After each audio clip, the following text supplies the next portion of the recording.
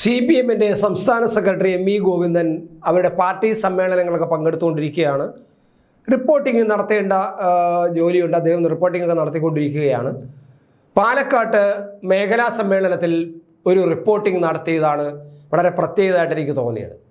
അദ്ദേഹം അവിടെ PK ശശിയെക്കുറിച്ച് ചില കാര്യങ്ങൾ അവിടെ പാർട്ടി സഖാക്കളുടെ മുന്നിൽ, നേതാക്കളുടെ മുന്നിൽ റിപ്പോർട്ട് ചെയ്തു.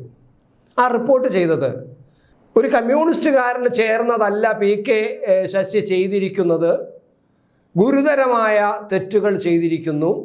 എന്നാൽ അദ്ദേഹത്തിൻ്റെ തെറ്റുകൾ പലതും അദ്ദേഹം അവിടെ പാർട്ടി സഖാക്കളുടെ മുന്നിൽ വിശദീകരിക്കുന്നുണ്ട്. എന്നിട്ട് അദ്ദേഹം പറഞ്ഞത് അതുകൊണ്ട് സീനിയർ നേതാവായതുകൊണ്ട് നടപടിയെടുക്കാതെ നിർത്തിയിരിക്കുന്നു. അതും കൂടെ കേട്ടപ്പോഴാണ് ഒരു കമ്മ്യൂണിസ്റ്റ് പാർട്ടി കേഡർ സംവിധാനത്തിൽ പ്രവർത്തിക്കുന്ന, കർശനമായ അച്ചടക്കം പാലിച്ചു കൊണ്ടിരുന്ന ഒരു പാർട്ടിയിൽ എന്താണ് ഇപ്പോൾ സംഭവിച്ചിരിക്കുന്നതെന്ന് വ്യക്തമായത്. പാർട്ടിയുടെ എത്ര ഉന്നതായിരുന്നാലും ശരി, പാർട്ടി അച്ചടക്കം ലംഘിച്ചാൽ ആ അച്ചടക്കം ആര് ലംഘിച്ചു എന്നല്ല, അച്ചടക്കം ലംഘിച്ചു എന്ന് നോക്കി നടപടിയെടുത്തുകൊണ്ടിരുന്ന ഒരു പാർട്ടിയാണ് കമ്മ്യൂണിസ്റ്റ് പാർട്ടി CPM എന്ന് പറയുന്നത്. അത് EMSനെതിരായിട്ട് പോലും നടപടി എടുത്തിട്ടുള്ളൊരു പാർട്ടിയാണ് CPM.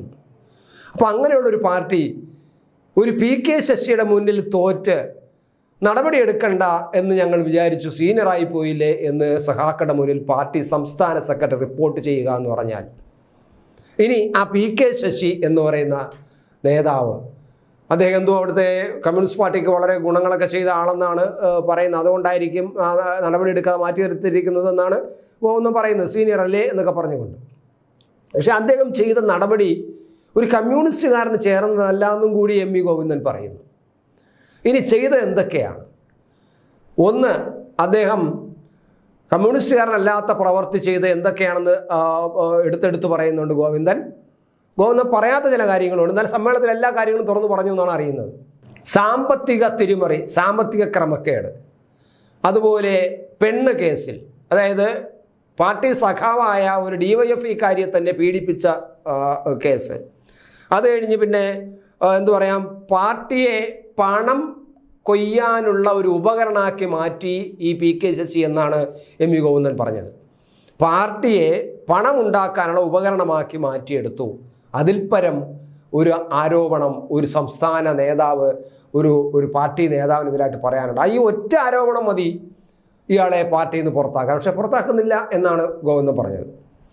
ഇദ്ദേഹം ചെയ്ത കാര്യങ്ങൾ, ഒന്ന്, ഒരു DYFI വനിതയെ പീഡിപ്പിക്കുന്നു, അവർ പരാതി കൊടുക്കുന്നു, പരാതിയുടെ അടിസ്ഥാനത്തിൽ പാർട്ടി കമ്മീഷനെ വയ്ക്കുന്നു, കമ്മീഷൻ പരിശോധിച്ചിട്ട് അത് തീവ്രത പോരാന്ന് പറഞ്ഞിട്ട് അദ്ദേഹത്തിനെതിരെ നടപടിയെടുക്കാതെ മാറ്റിവെക്കുന്നു. അദ്ദേഹം പിന്നീട് അദ്ദേഹത്തിൻ്റെ നടപടിക്രമങ്ങൾ, അല്ലെങ്കിൽ അദ്ദേഹത്തിൻ്റെ പിന്നെ വീരശൂര പരാക്രമങ്ങൾ, അല്ലെങ്കിൽ അദ്ദേഹത്തിൻ്റെ പ്രവൃത്തികൾ എന്തൊക്കെയാണെന്ന് നോക്കാം. പാർട്ടിയെ പണമുണ്ടാക്കാനുള്ള ഉപകരണമാക്കി മാറ്റി. ജില്ലാ സെക്രട്ടറിയെ പീഡന കേസിൽ പെടുത്താൻ ശ്രമിച്ചു. അതിനുവേണ്ടി വ്യാജരേഖ ഉണ്ടാക്കി. അതിന് ഒരു മാധ്യമ പ്രവർത്തന സഹായം തേടി. നോക്കണം, PK ശശിക്കെതിരെ ആരോപണങ്ങളാണ്. പിന്നെ മണ്ണാർക്കാട് ഏരിയ കമ്മിറ്റി ഓഫീസിൻ്റെ ഫണ്ട്, നിർമ്മാണത്തിനുള്ള ഫണ്ട് അടിച്ചു മാറ്റി. മണ്ണാർക്കാട് ഏരിയ കമ്മിറ്റി കെട്ടിടം നിർമ്മിക്കാൻ വേണ്ടി ഉണ്ടാക്കിയ ഫണ്ട് അടിച്ചു മാറ്റി.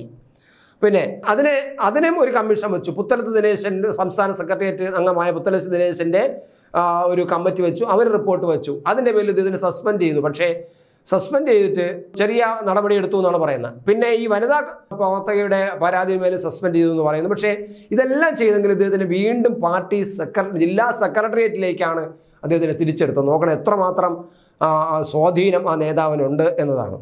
പിന്നെ ഈ പാർട്ടിയുടെ ഒരു CPMന്റെ കോപ്പറേറ്റീവ് ബാങ്കുകളിൽ നിന്നും, പിന്നെ അദ്ദേഹത്തിൻ്റെ ഒരു മണ്ണാർക്കാട് കോപ്പറേറ്റീവ് സൊസൈറ്റി ഒരു കോളേജുണ്ട്, ആ കോളേജിലേക്ക് ഷെയറുകൾ വാങ്ങി. പാർട്ടി അറിയാതെ പാർട്ടി സൊസൈറ്റികളിൽ നിന്നെല്ലാം അത് വാങ്ങി.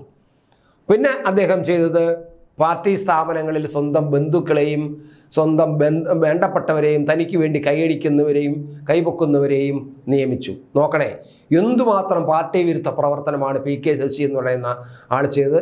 അയാൾ ഇപ്പോഴും KTDC എന്ന് പറയുന്ന ഒരു വലിയ സർക്കാർ സ്ഥാപനത്തിൻ്റെ ചെയർമാൻ കസേരയിൽ ഇരിക്കുന്നു, അവിടുത്തെ സ്റ്റേറ്റ് കാർ ഉപയോഗിക്കുന്നു. CPM എത്രമാത്രം അതപ്പതിച്ചിരിക്കുന്നുവെന്ന് ഇതിൽ പരം ഇങ്ങനെയുള്ള ഒരു വ്യക്തിക്കെതിരെ നടപടിയെടുക്കാൻ കഴിയുന്നില്ല എന്ന് പാർട്ടി സെക്രട്ടറി തന്നെ പറഞ്ഞു, പാർട്ടി സാഗയുടെ മുന്നിൽ വന്ന് പറയുമ്പോൾ എത്ര അധപ്പതിച്ചിരിക്കുന്നു ഈ പാർട്ടി എന്ന് കാണേണ്ടത് തന്നെയാണ്.